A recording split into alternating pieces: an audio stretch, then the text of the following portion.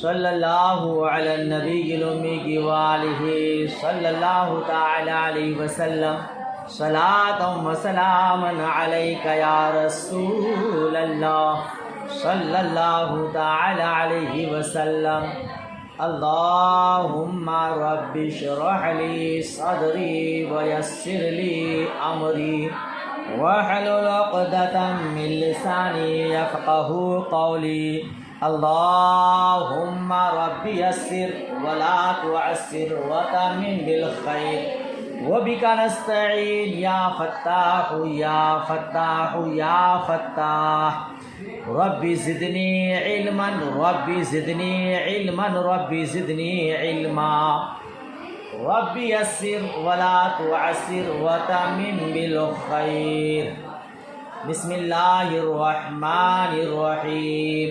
عبارت پڑھیے گا, آواز سے پڑھیے.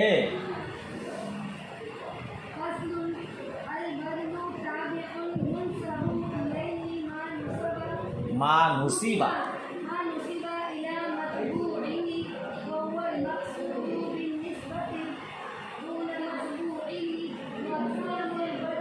بدلی بدلی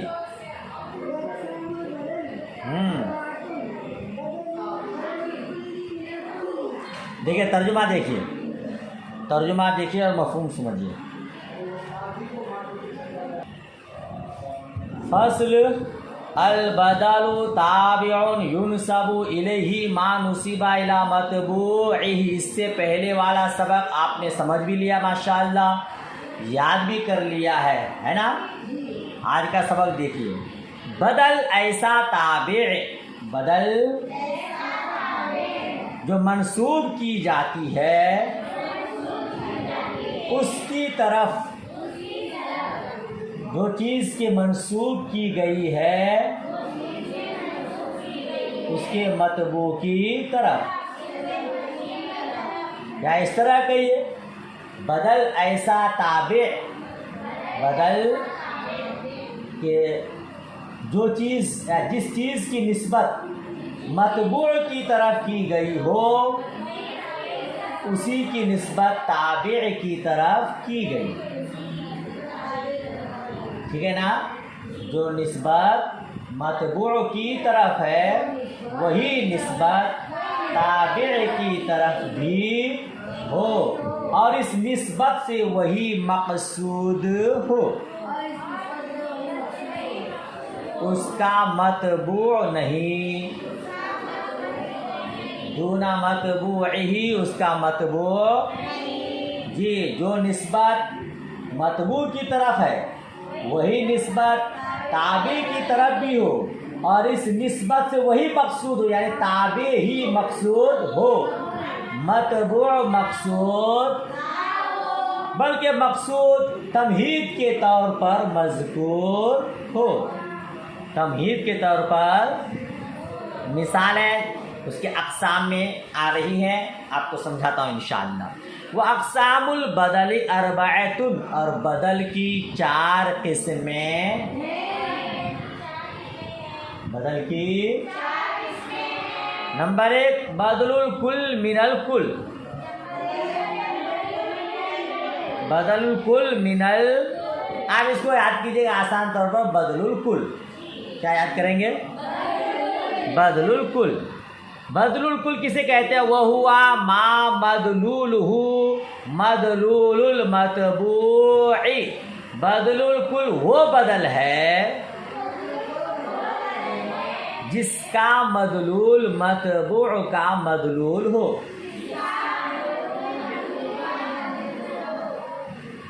ٹھیک ہے. جیسے جاءنی زید اخوک, جاءنی زید اخوک کا معنی کیا ہو؟ آیا میرے پاس زید تیرا بھائی. یہاں مقصود تھا اخو کا, زید مبدل من, اخو کا بدل, زید متبوع, اخو کا تابع. یہاں جاء کی نسبت زید کی طرف ہے اور اسی جا کی نسبت اخوکا کی طرف ہے، مگر نسبت اخوکا کی طرف مقصود ہے، زید کی طرف نہیں۔ مقصد یہ تھا کہ آیا میرے پاس تیرا بھائی، آیا میرے پاس تیرا، زید کا ذکر مقصود نہیں ہے، زید کو صرف تمہید کے لیے بیان کیا گیا ہے۔ مقصد اتنا بتانا تھا کہ آیا میرے پاس تیرا بھائی، مگر ساتھ میں نام بھی لے لیا، تیرا بھائی زید آیا۔ سمجھ شریف میں بات آئی۔ وَبَدَلُ الْبَعْضِ مِنَ الْكُلِّ، اور بدل البعض من الکل، اس کو بدل البعض یاد کیجئے گا۔ کیا یاد کریں گے؟ اب بدل البعض من الکل کس کو کہتے ہیں؟ وَهُوَ مَا مَدْلُولُهُ جُزْءُ مَدْلُولِ الْمَتْبُوعِ۔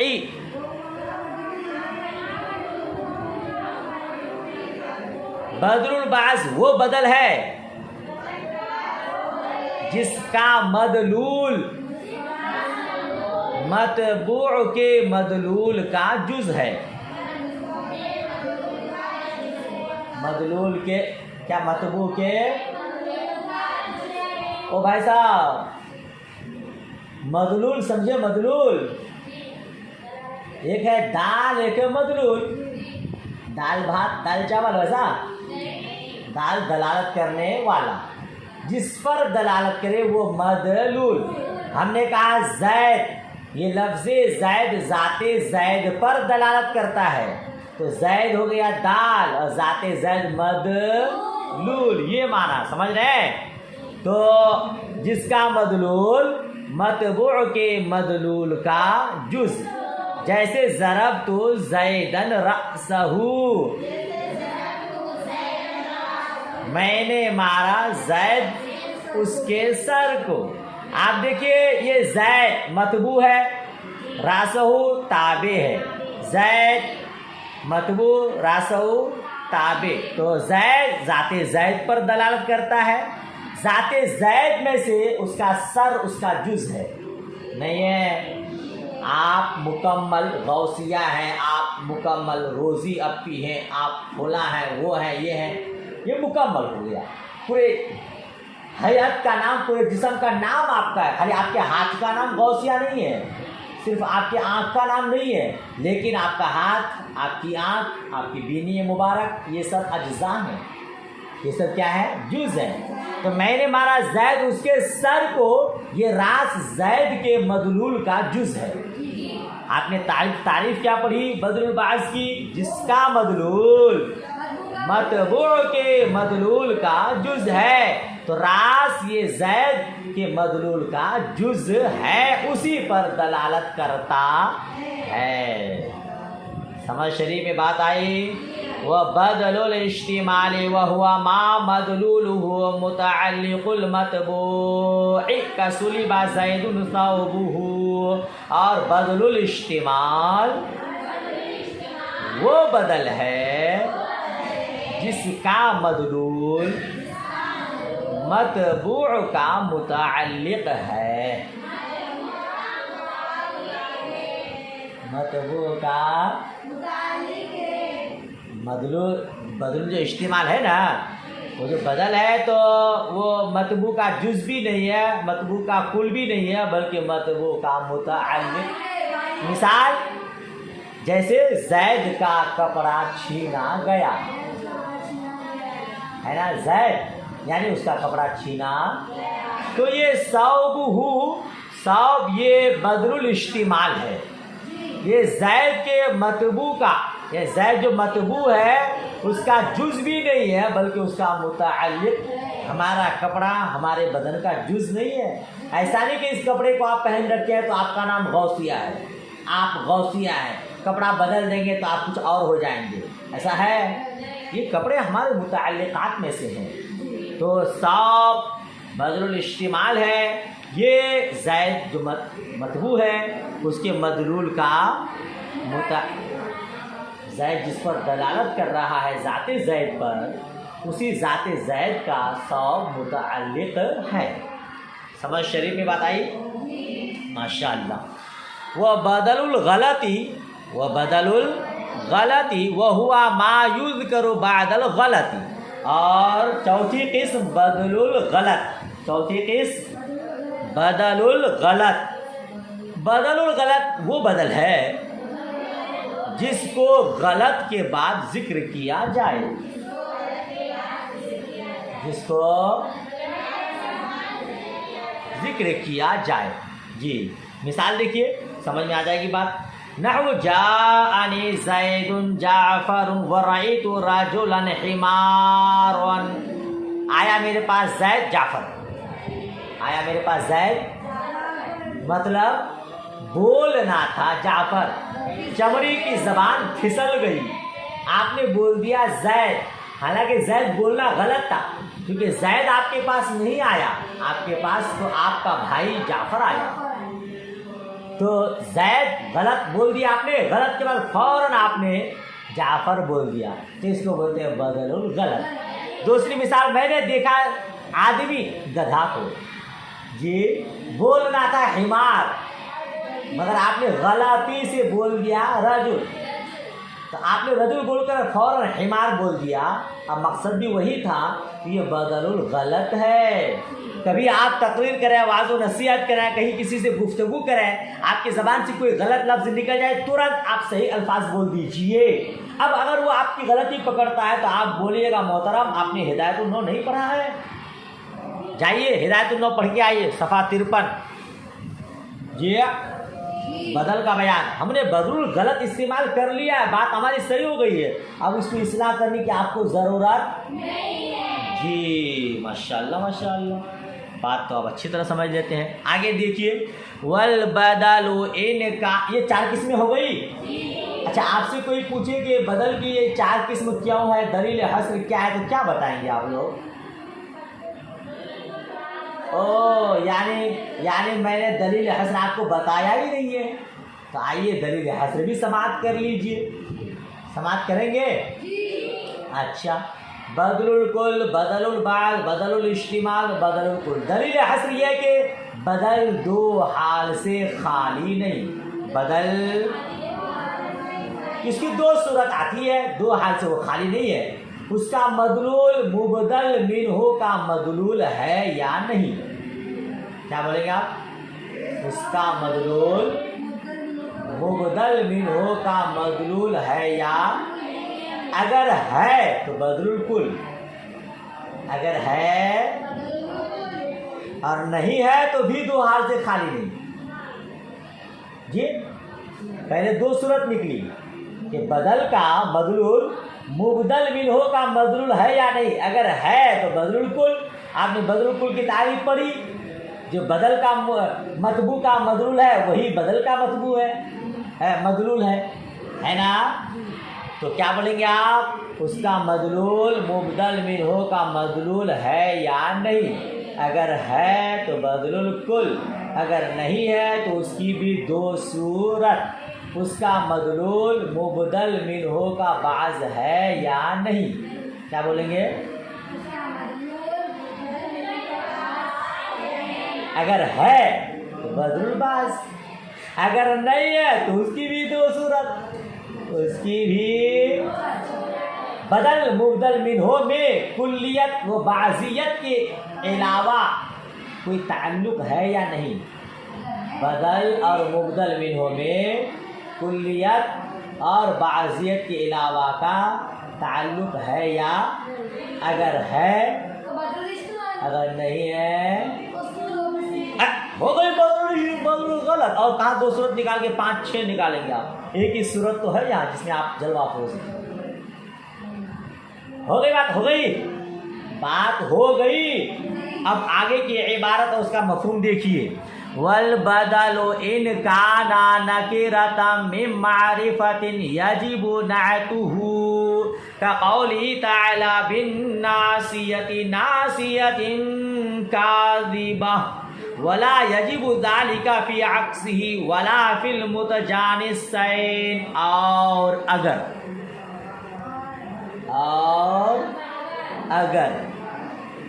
نکرہ ہو معرفہ سے، نکرہ ہو تو اس کی صفت واجب ہو جاتی ہے. کیا ہو؟ بدل ہاں، یعنی مبدل منہ معرفہ ہے. معرفہ سے نکرہ کا یہ مطلب نہیں کہ معرفہ کو نکرہ بنا دیا. معرفہ سے نکرہ مطلب مبدل منہ معرفہ ہے اور بدل نکرہ ہے، تو اس کی صفت جیسے اللہ تعالیٰ کا قول بالناصیۃ ناصیۃ کاذبہ، کیا معنی اس کا؟ یعنی ہم ضرور کھینچیں گے پیشانی کو، یعنی جھوٹی پیشانی کو. ہاں جی، ہم ضرور کھینچیں گے پیشانی کو، یعنی جھوٹی پیشانی کو.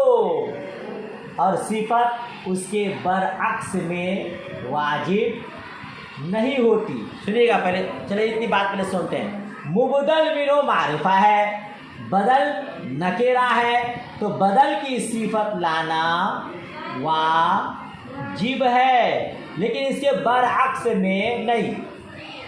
بدل اگر نکرہ ہے، مبدل منہ معرفہ ہے، تو اس کی صفت لانا واجب ہے. آپ نے قرآن مجید کی آیت سنی اور آپ نے پڑھی، بالناصیۃ ناصیۃ کاذبہ. بالناصیہ یہ معرفہ ہے الف لام کے ساتھ، معرف باللام معرفہ ہے، اور ناصیۃ بدل جو ہے وہ نکرہ ہے، لہذا کاذبۃ سے اس کی صفت لائی گئی ہے نا.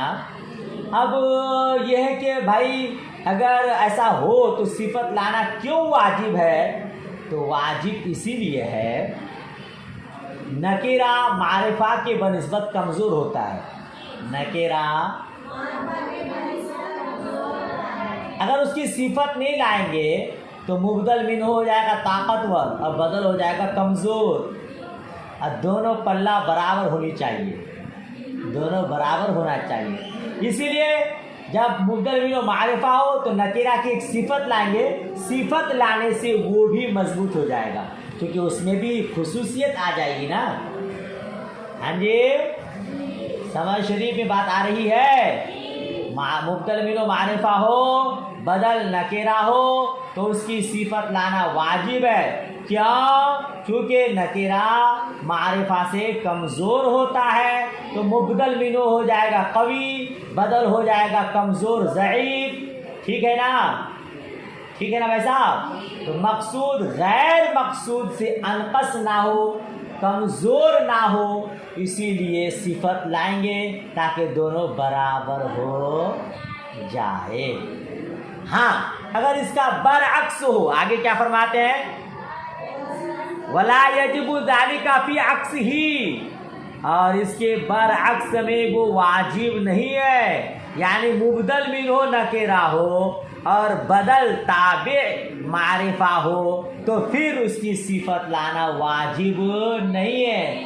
آپ نے شروع میں نہیں پڑھا کہ بدل ہی مقصود ہوتا ہے، تو بدل ہے مقصود، مبدل منہ ہے غیر مقصود. اگر مقصود مضبوط ہو جاتا ہے اور غیر مقصود کمزور ہو جاتے ہیں تو کوئی فرق نہیں پڑتا. لیکن مقصود ہی کمزور ہو جائے، غیر مقصود طاقتور ہو جائے تو یہ خلاف ہو جائے گا. اسی لیے اس صورت میں صفت لانا ضروری ہے اور اس صورت میں صفت لانا ضروری نہیں ہے. ولا فی المتجانسین، اور نہ متجانسین میں. متجانسین کا معنی کیا لکھا بین سطور دیکھیے، اے فی ما اذا کانا نکرتین او معرفتین، یعنی جب کہ دونوں نکرہ ہو یا دونوں معرفہ ہو تو اس صورت میں صفت لانا ضروری. ماشاءاللہ ماشاءاللہ، اتنا آپ نے سمجھ لیا. آئیے عطف بیان چھوٹا سا سبق ہے آپ کا، یہ کیا کہتے ہیں کہ معرب کا بیان ختم ہو جائے گا، پھر الباب الثانی شروع ہو جائے گا. تو اس کو پڑھ دیتے ہیں. فصل عطف البیان تابع غیر صفت یوزع متبوعہ وهو اشہر اسم شیء نحو قام ابو حفص عمر وقام عبد اللہ بن عمر ولا يلتبس بالبدل لفظا. دیکھیے عطف بیان، کیا ہے یہ فصل ہے عطف بیان کے بارے میں، اور عطف بیان ایسا تابع ہے جو صفت کا غیر ہے اور اپنے مطبوع کو واضح کرتا ہے، اپنے مطبوع کو، اور وہ یعنی عطف بیان، اور وہ ہوا بولو نا بھائی، اور وہ یعنی عطف بیان شے کے دو اسموں میں سے زیادہ مشہور ہے۔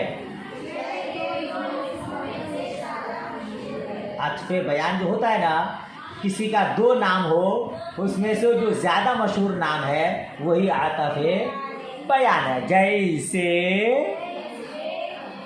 قام ابو حفص عمر، ابو کھڑا ہوا، کھڑے ہوئے ابو حفص عمر، ابو حفص دیکھیے نیچے لکھا کنیت امیر المؤمنین عمر، ابو حفص جو ہے نا یہ حضرت عمر فاروق اعظم رضی اللہ تعالیٰ عنہ کی کنیت ہے، اور عمر آپ کا نام ہے، فاروق آپ کا لقب ہے۔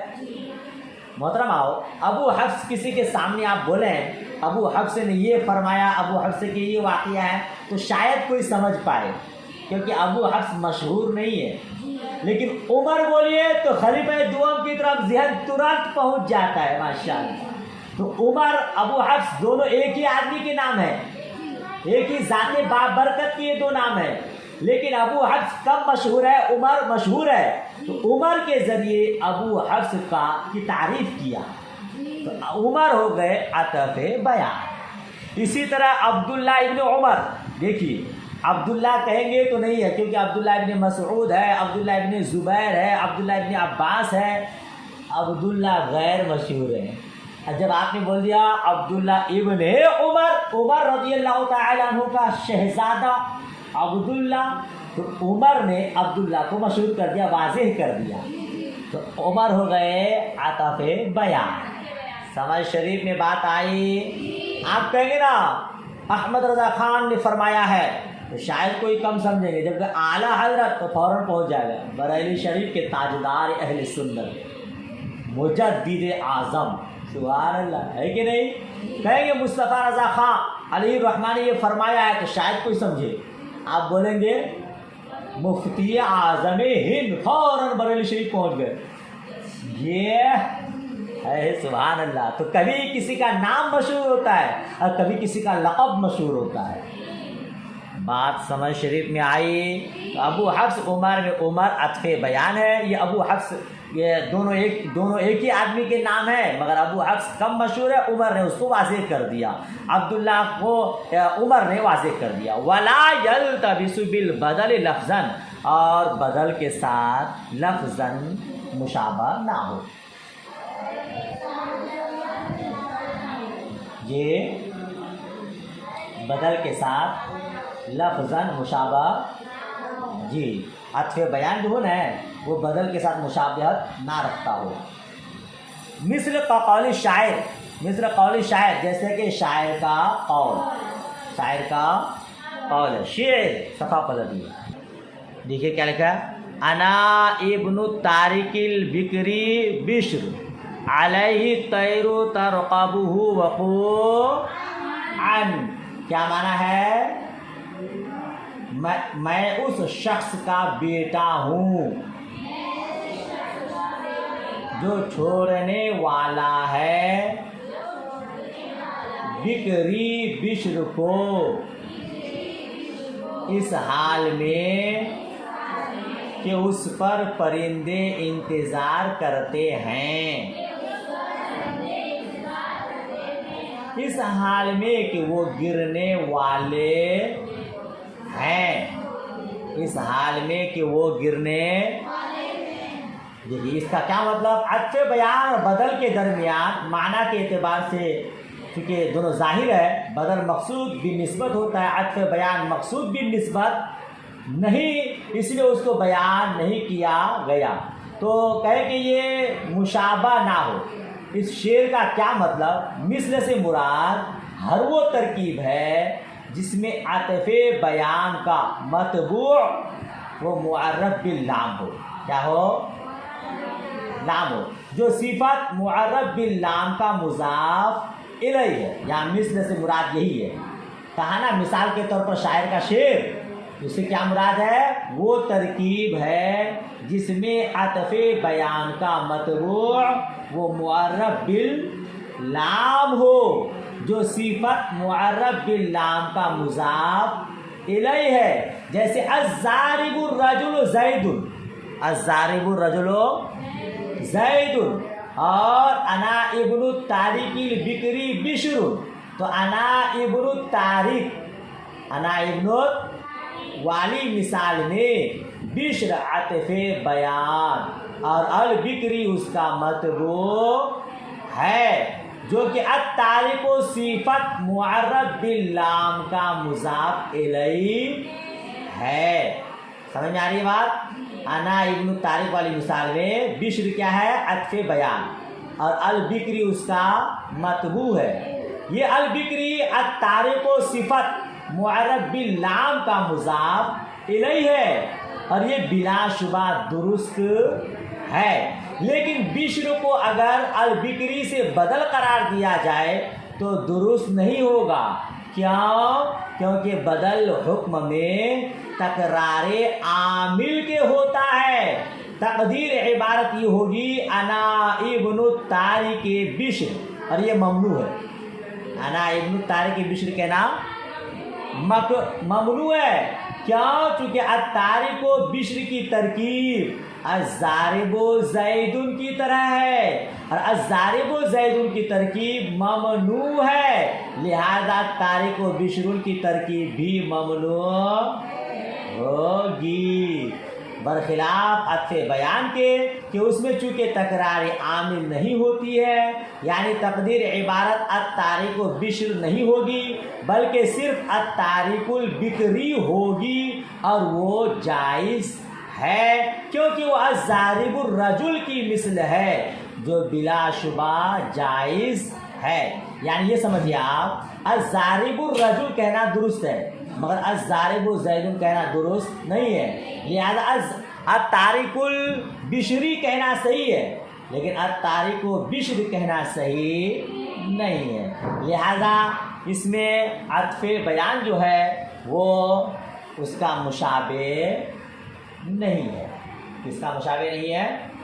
بدل کے ساتھ لفظاً مشابہ نہیں ہے. الحمدللہ رب العالمین. آپ کی محنتوں کے صدقے یہ پہلا باب ختم ہوا. اب دوسرا باب آپ پڑھیں گے انشاءاللہ تبارک و تعالی.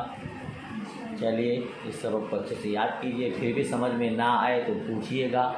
دعائے خیر میں یاد. اللہ حافظ. خدا حافظ.